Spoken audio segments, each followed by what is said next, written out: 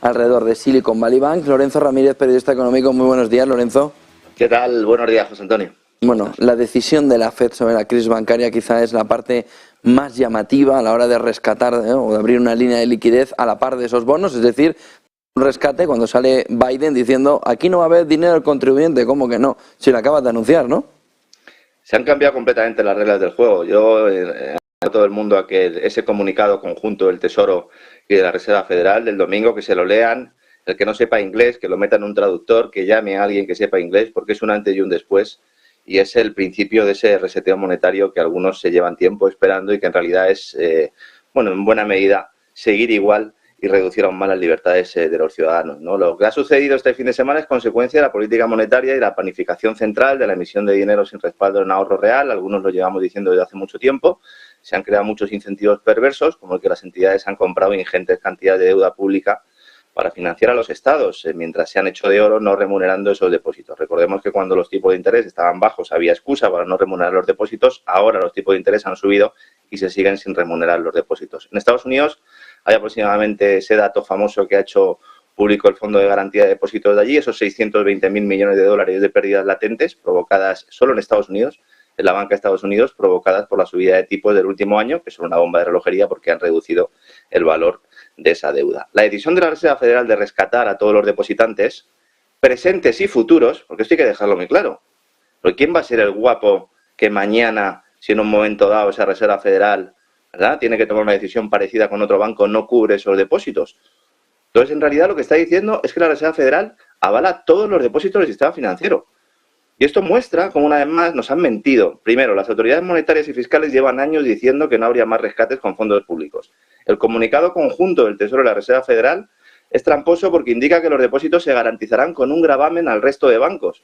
Pero esto al final lo paga el cliente contribuyente, es decir, somos la misma persona. El mismo contribuyente, cliente bancario, porque además no se puede escapar del sector financiero. Tenemos que operar siempre a través del sector financiero. Se cambia la definición de colateral, lo acaba de explicar ahora muy bien Pablo Gil, para evitar que las pérdidas en las carteras de deuda de los bancos afloren. Esto es muy relevante también, porque lo que está haciendo la Reserva Federal es utilizar o permitir que se utilice como garantía algo que en lugar de valer 100 puede valer 40, 50 o 75. Es decir, que se entierra lo poco que quedaba de economía de mercado. Sobre esto hay que aclarar un punto que muchos economistas no terminan de comprender. Bancos y cuentas públicas son las dos caras de la misma moneda. Unas se necesitan a las otras. Muchos siguen pensando que los primeros son la esencia del capitalismo, los segundos los garantes de las políticas públicas. Esto es falso.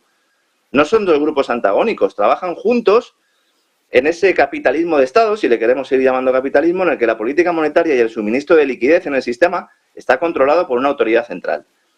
Con lo que ha sucedido ahora, se avanza en esa planificación y en una autoridad central. En las épocas de crecimiento económico se han privatizado los beneficios y en las recesiones se socializan pérdidas, de una manera o de otra, que es un modelo más cercano al corporativismo fascista que al modelo de libre mercado. Yo entiendo que esto es algo duro de asumir para muchos, pero es así. Esto ya era así antes del domingo, pero ahora más, por esa decisión conjunta de la Reserva y el Tesoro de asegurar de facto, insisto, todos los depósitos bancarios. El efecto es múltiple. Se aumenta el riesgo moral que hará que los que ya de por sí son irresponsables gestores, como han demostrado, carezcan de incentivos para hacer su trabajo. Motivará, de hecho está sucediendo ya, un trasvase de depósitos de los bancos locales y regionales a los grandes. Esta mañana Financial Times ya publicaba un artículo en el que apuntaba que incluso entidades que no se dedican a los depósitos, bancos de inversión, estaban abriendo sus puertas porque están llegando los clientes de una forma salvaje y de hecho están modificando sus sistemas de llegada de clientes, flexibilizando los procedimientos para abrirles las puertas de los bancos. Ayer Ken Griffin, el fundador de Citadel, el famoso hedge fund, hizo unas declaraciones en las que planteaba que en estos momentos el capitalismo está desmoronándose ante nuestros ojos. En realidad, esto ya ha sucedido, no es capitalismo, es un sistema que permite a la banca operar en permanente situación de suspensión de pagos, prestando a largo plazo, teniendo depósitos que pueden ser retirados en cualquier momento, pudiendo tener activos en los libros valorados en lugar de a precio de mercado al precio nominal o al precio de compra, y para eso se creó la banca central, para suministrar liquidez a cambio de activos que se empleen como colateral, siempre y cuando esos activos y el colateral estén ajustados al precio de mercado. Ya, cuando se abandonó el patrón oro, cuando se crea la reserva fraccionaria, pues se crea un poco el germen de todo lo que está pasando aquí, ¿no? Ya el valor depende de decisiones burocráticas. Y aquí todos son cómplices. Las agencias de calificación, Moody's esta mañana decía que iba a rebajar la calificación de algunas entidades a buenas horas mangas verdes. Pero es que KPMG, la firma auditora de Silicon Valley Bank, el pasado 24 de febrero firmó las cuentas, diciendo que igual había algún problemilla y tal, pero que para adelante.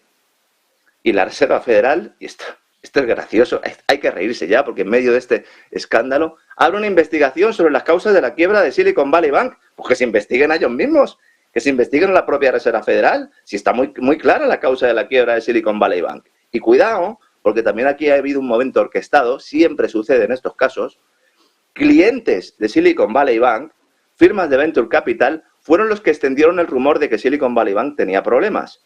Y directivos de Silicon Valley Bank vendieron antes de la caída, antes de la crisis. El Fondo de Garantía de Depósitos tuvo una reunión hace unas semanas en la cual se planteó que había que empezar a ver cómo se gestionaba la crisis financiera y hemos visto cómo los peces gordos se van comiendo a los chicos. Esto no es casual, José Antonio, y esta es la primera parte de un proceso, como digo, de reseteo monetario. ¿Es el escenario perfecto para las monedas digitales, para las CBDCs? Esa es la palanca. Este tipo de pánicos financieros sirven a los ingenieros sociales, burócratas de bancos centrales, tesoros públicos, para preparar el terreno en el proceso ese de implantación de esas divisas digitales de banca central, Central Bank Digital Currency, por eso las llamamos CBDC, porque son las siglas en inglés, y la idea es promover una reducción de los bancos, proceso de concentración, en eso estamos ya. En una segunda etapa, hacer que todos los depósitos estén en la cuenta del Banco Central. A partir de ese momento se elimina el efectivo o se deja para uso residual y nos dirán que así se evitarán futuras quiebras bancarias.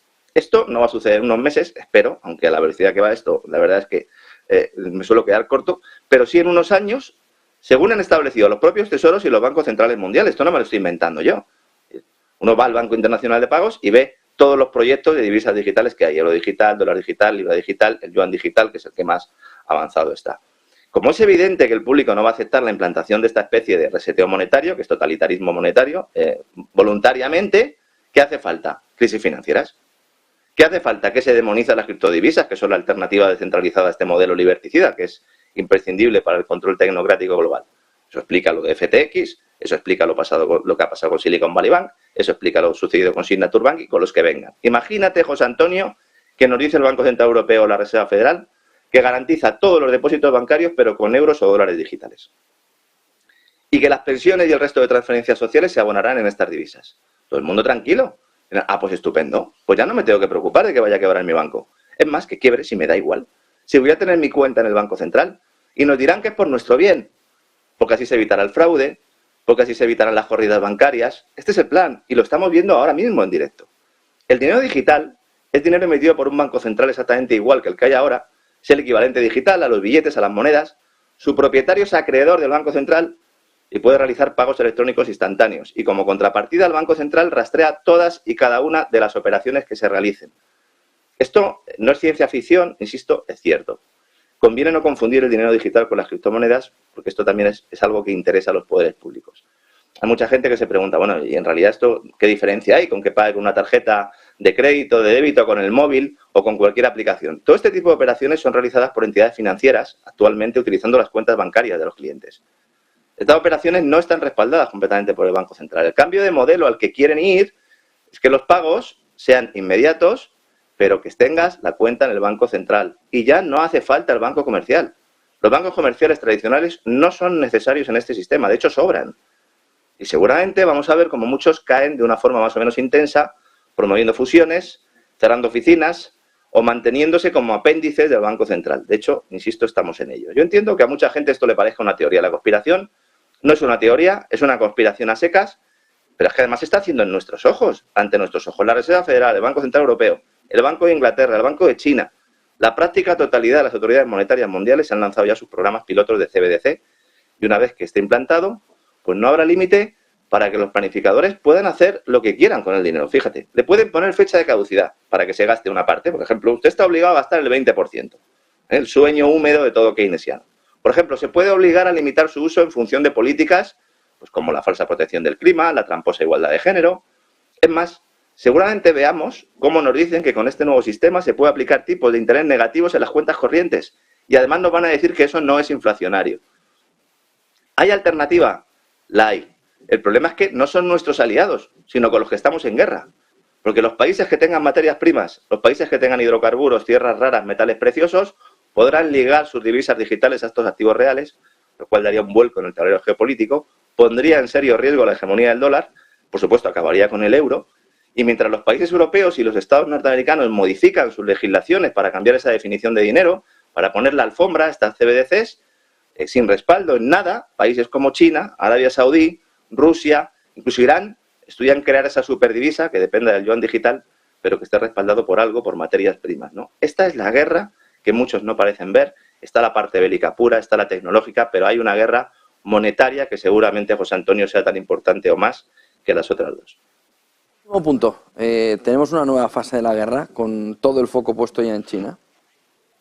Es muy posible que la guerra de Ucrania, por lo menos en la fase actual, termine este verano. Al menos eso es lo que piensan los militares. Yo he hablado con muchos representantes tanto de la industria como del propio ejército. En público les cuesta mucho aceptar la realidad, es muy difícil navegar contracorriente, no todos pueden salir en televisión y decir lo que decimos aquí.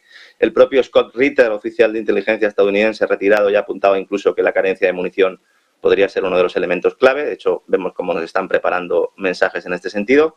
Los arsenales se han vaciado por completo. El propio Wall Street Journal apuntaba también hace unas semanas que el objetivo ya no debe ser Rusia ni Ucrania, sino que la OTAN tiene que poner la mirada en China y rearmarse.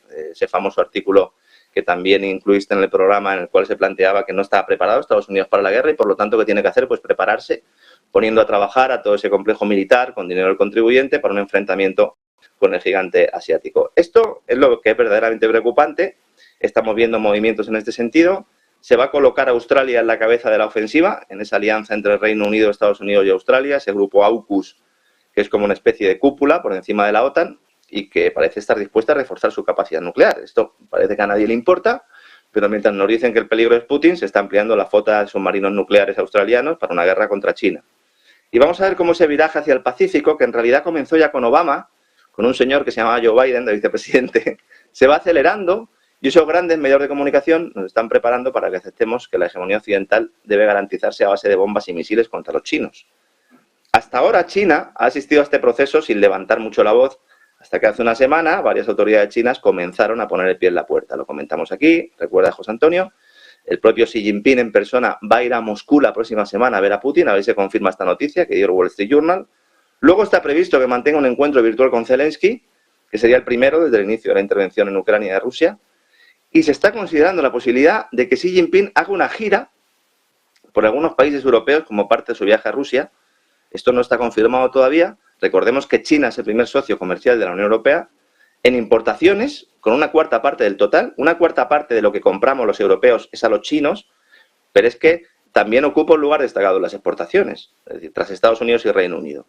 Y esto será lo que le indique Xi Jinping a los líderes europeos si finalmente se confirma esa gira, en la que también sacará a colación el acuerdo alcanzado entre Arabia Saudí e Irán, que es muy relevante, que también puede cambiar el tablero geopolítico y podría tener consecuencias nefastas para Europa si sigue a sus supuestos aliados anglosajones en su enfrentamiento total con esos BRICS, que serán los propietarios de la mayor parte de las materias primas mundiales, si su ampliación pues se confirma en los próximos años, José Antonio. Pues muchísimas gracias por toda esa fotografía, Lorenzo Ramírez, periodista económico. Vamos a ver el dato de inflación en apenas unas horas, en apenas 3 horas, a ver si ahí viene otra vez la tensión, porque la FED tenga que elegir entre esos dos botones, crisis financiera o crisis de inflación. Que llamen al director del INE, que se hace inflaciones a la carta. Directora, eso es, que hace inflaciones a la carta. Buen día y buen negocio.